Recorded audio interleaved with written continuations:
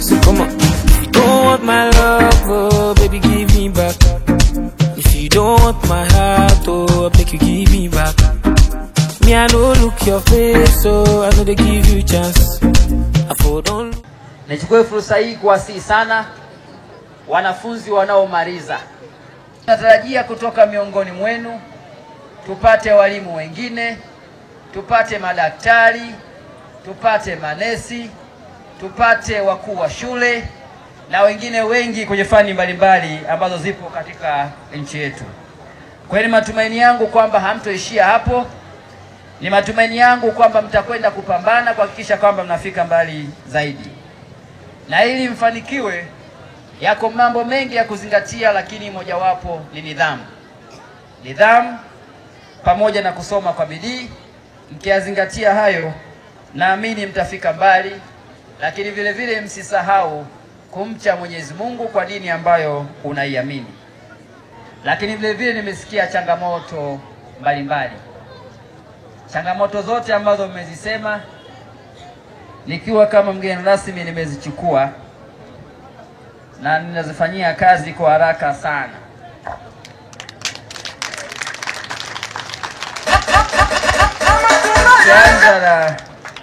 Tukianza na changamoto ya photocopy machine. Wakati mkuu wa shule anaeleza changamoto hiyo, nilikuwa ninamuuliza mratibu wa elimu kata ni bei gani. Akaniambia ni shilingi milioni 1. Kwa hiyo shilingi milioni 1 hiyo nitawakabidhi sasa hivi hapa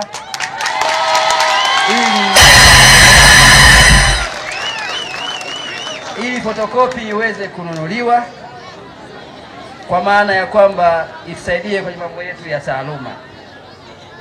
Lakini vile vile nimesikia changamoto ya maji katika maabara ya physics.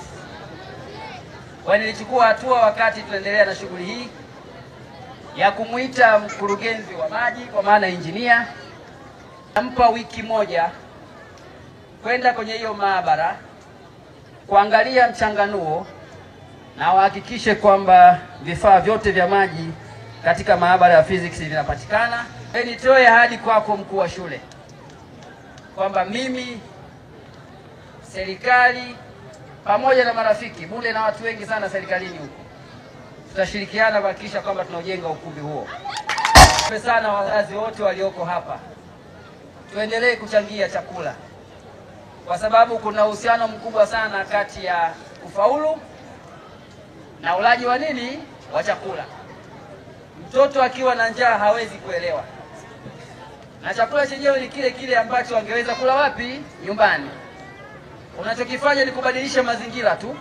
Badala ya kula nyumbani, sasa anakula wapi? Shule. Sasa sijajua shida iko wapi. Tupo kwenye kipindi cha uchaguzi. Niwaombe sana wananchi mlioko hapa, tujitokeze kusikiliza mikutano hiyo ya kampeni ya vyama vyote vya siasa, na itakapofika tarehe 29 mwezi wa 10 mwaka 2025, twendeni tukapige kura. Unakwenda kumchagua nani?